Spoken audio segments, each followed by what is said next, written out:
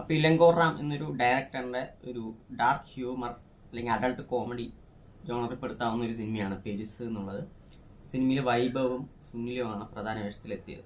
അപ്പം നാട്ടിൽ അത്യാവശ്യം നല്ല പെരിസ് എന്നുള്ള വിളിപ്പേരുള്ള ഒരു വയസ്സായ മനുഷ്യൻ, പുള്ളി ഒരു ദിവസം മരണപ്പെടുകയാണ്. രാവിലെ എണീച്ചിട്ട് ടി വി കണ്ടിട്ട് ഇങ്ങനെ പുള്ളി സോഫയിലൊക്കെ ഇരുന്ന് ഇങ്ങനെ മരിക്കുമ്പോഴാണ് അതിൻ്റെ മകൻ അറിയുന്നത് പുള്ളി മരിച്ചു. പക്ഷെ പുള്ളിയുടെ പെനിസ് ഇങ്ങനെ കുത്തനെ വളർന്ന് നിൽക്കുകയാണ്, അത് താഴ്ന്നില്ല.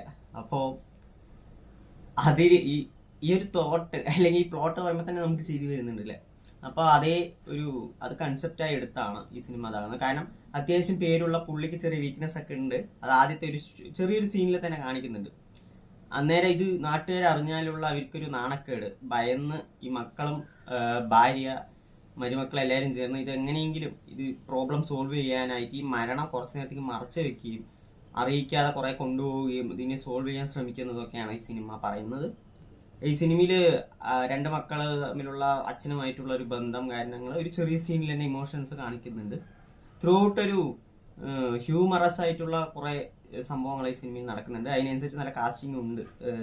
തമിഴ്നാട്ടിൽ കുറച്ച് ഈ കരുണാകരനായാലും ബാലശരവണനായാലും മറ്റേ നമ്മുടെ മുജീബ് ഖാനായാലും അങ്ങനെ ഹ്യൂമർ നന്നായി ചെയ്യുന്ന കുറച്ച് പേര് ഈ സിനിമയിൽ കാണാൻ പറ്റുന്നതാണ്. പക്ഷേ ഈ സിനിമയിൽ എനിക്ക് തോന്നിയത് അത്യാവശ്യം എൻജോയബിൾ ആയിട്ടുള്ള ഒരു മൂവി ആണെങ്കിൽ പോലും ഇതിൽ മറ്റ് പ്ലോട്ടുകളോ മറ്റ് കഥയൊന്നും കൊണ്ടുവരാത്തത് കൊണ്ട് തന്നെ ഇത് തന്നെ പറഞ്ഞുകൊണ്ടേയിരിക്കും.